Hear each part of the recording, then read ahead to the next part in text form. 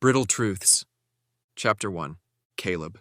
Nguyen set a styrofoam cup of stale coffee before Caleb, the pungent aroma mingling with the harshness of the air conditioning. As Nguyen settled into the chair opposite him, it screeched against the old linoleum floor, the sound grating on Caleb's nerves. The fluorescent light flickered overhead, casting an eerie glow on the small, windowless room. "But what does silence truly mean?" Caleb asked, his voice cutting through the oppressive atmosphere. "I mean, the definition is the absence of sound, but there are so many types of silences." Nguyen raised a perfectly manicured eyebrow, his eyes narrowing as he appraised the young man before him. "Are you some type of intellectual, then?" A short, forced laugh escaped Caleb's lips. "I'm in my 4th year at Harvard, on track to become a lawyer." "Impressive," Nguyen replied, his tone betraying his lack of genuine interest. Caleb's gaze drifted across the metal table, taking in the details of Nguyen's appearance. The man wore a finely tailored gray suit that hugged his lean yet muscular frame, the fabric's subtle sheen hinting at its exorbitant price tag. His side-swept hair, styled with a sharp undercut, was a testament to his meticulous grooming. Caleb estimated the cost of Nguyen's ensemble to be upwards of $4,000, not including the polished black leather shoes that reflected the room's harsh lighting. "Alan David?" Caleb inquired, breaking the silence. Nguyen's composure faltered for a moment. "What?" "The tailors in New York City," Caleb clarified. "Your suit looks good enough to be one of their creations." A small chuckle escaped Nguyen's lips as he shook his head. "My cousin Chi Wei lives in Taiwan and used to work for the Grand Tailor. When we visit, he always gives me suits as gifts." "Your cousin does beautiful work," Caleb acknowledged. "His mother is very proud," Nguyen replied, his tone suggesting there was more left unsaid. Caleb shifted uncomfortably in his seat, his foot tapping nervously against the floor. Nguyen's gaze bore into him, as if trying to unravel the secrets hidden beneath his exterior. "Was your mother proud of you for going to law school?" Nguyen probed. Caleb hesitated, his fingers drumming against his thigh. "She was," he finally admitted. "Originally." "But not at the end?" Nguyen surmised, his words hanging heavily in the air. Caleb's discomfort grew, his body language betraying his unease. He took a sip of the scalding coffee, wincing as it burned his tongue. "I took a class last semester," he said, changing the subject. "Social psychology, Sci 15. They believe it will aid our ability to detect lies and read people effortlessly." Nguyen nodded, allowing Caleb to steer the conversation. "Apparently there are 7 types of pauses and 9 main types of silences," Caleb continued, setting the cup back down. "Apathetic silences, compassionate silences, the silence between notes of music." "Awkward silences," Nguyen interjected, a hint of amusement in his voice. Caleb's face lit up. "Exactly. The word silence itself doesn't have to have any emotional meaning attached to it. It's the type of silence that ties it to human emotion." "Was your mother a quiet type of woman?" Nguyen asked, steering the conversation back to its original course. A bitter laugh escaped Caleb's lips. "No, she was someone who always had something to say." His fingers continued their nervous dance along his legs. "I only remember one time where she was quiet. New York, 10 years ago." The words, which played like a refrain, haunted Caleb's mind, while the memories remained as vivid as the day they were formed. "It was the summer I turned 12, Caleb began, his voice distant. "My mother and I had ventured into the heart of New York City for a day of shopping. The air was thick and heavy, pressing down on us like a suffocating blanket." He paused, the sensation of sweat trickling down his back as they navigated the bustling streets, still fresh in his mind. "We must have visited every store in Manhattan that day, seeking refuge in the cool blast of air conditioning wherever we could find it." "Sounds like Taipei in June," Nguyen remarked, prompting Caleb to continue.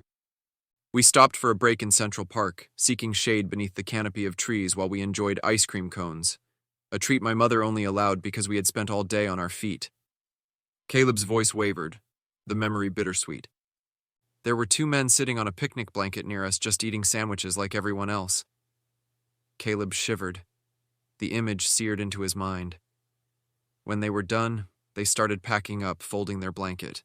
And then, they looked at each other and smiled. One man leaned forward and gave the other a peck on the lips. Just one goddamn peck on the lips was all it took. Caleb's hands trembled as he recounted the moment, his palms leaving damp outlines on his slacks. No one even noticed where the brick came from at first. 1 second, everything was peaceful, and the next, someone threw a crumbling red brick directly at the two men.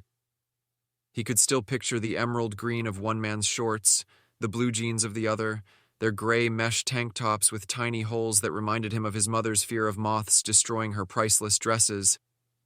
It hit one of them straight on, upside his head, Caleb continued, his voice quivering. And just as suddenly, the man who must have thrown the brick was there, shoving at the other one, pushing him and calling him all sorts of names. The names echoed in Caleb's mind, scorched into his memory from that moment on. Apart from that man, it was silent. All of us, just standing around. No one did anything. Nguyen leaned forward, his eyes fixed on Caleb. Your mother? Caleb met Nguyin's gaze, his own eyes haunted.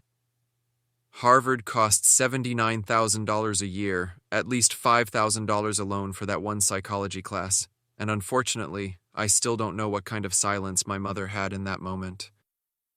Caleb stared at the table in front of him, taking a long pause before saying, She just stood there beside me, watching. No one did anything? Nguyen asked, though Caleb had already made it clear. Caleb shook his head. The man with the head wound recovered enough to help his partner fight their attacker.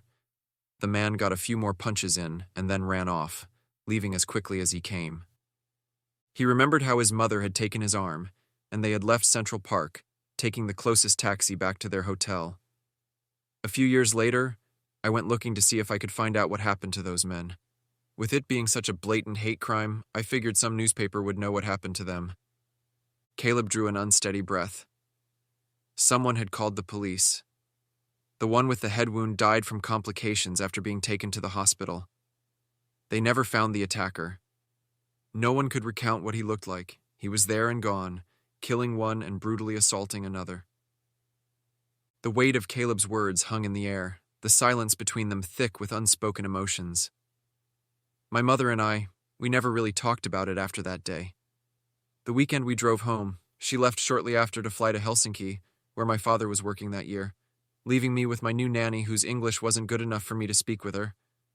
At the time, my own Spanish was non-existent. She didn't let you process it, Nguyen observed, his voice tinged with understanding. No, Caleb confirmed. We spoke about it only once more, the day prior to my departure for Harvard. It was the last time I spoke with my mother. Nguyen's eyes widened, a flicker of genuine emotion crossing his features. You hadn't spoken to your mother for 4 years before her death? Caleb chuckled darkly. The last thing I ever told her was that I wanted to be a gay rights lawyer, that I was going to Harvard like she wanted me to, but that I was going to become one of the best lawyers who could advocate for LGBTQ groups. Did she disapprove? Is that why you didn't speak to each other? Nguyen pressed. She was fine with it, actually, Caleb admitted. Having an equal rights lawyer for a son would have been great for her social standing. She knew she could still try to maneuver me into politics, becoming mayor, then governor, and potentially president. Her ever highest goal for me, so she could be Catherine Astor, mother of the President of these United States. Caleb's words dripped with bitterness, the weight of his mother's expectations bearing down on him. If the title of king or godhood was attainable, that would have been her goal. So why were you estranged with your family? Nguyen pushed, his curiosity piqued. Caleb's mind raced with the myriad of reasons he could offer. Lies and truths and secrets all tangled together in an impenetrable knot. But as he met Nguyen's unwavering gaze, he chose instead to retreat into the safety of silence, allowing the unspoken to fill the space between them.